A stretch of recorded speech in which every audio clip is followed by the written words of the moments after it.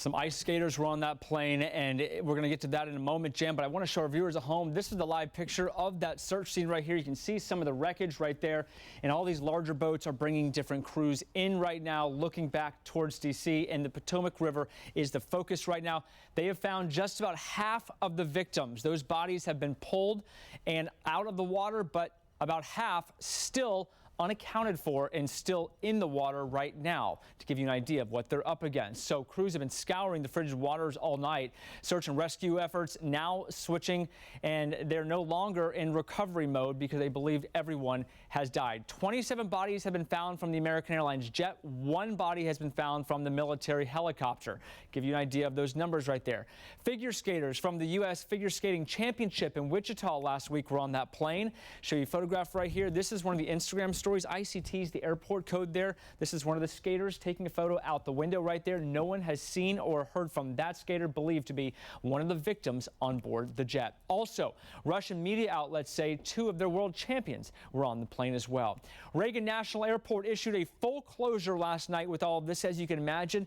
Now they are still saying 11 a.m. this morning is when things will go back to normal.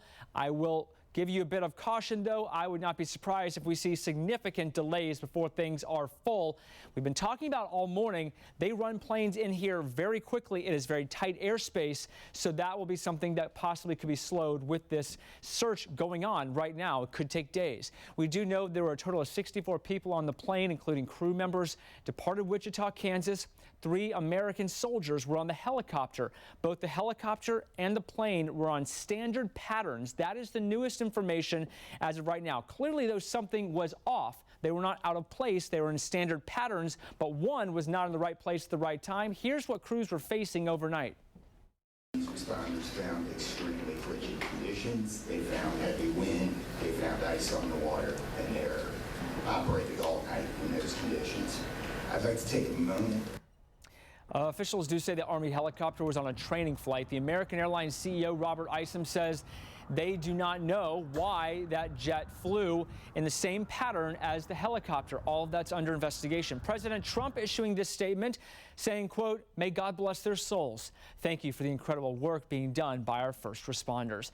DOT officials say both the plane and the helicopter, as I mentioned, were in those standard patterns. The family and passengers, if you have somebody, a loved one on that plane, this is the phone number American Airlines has provided here, 800-679-8215. Updates all morning as the story breaks at the live desk.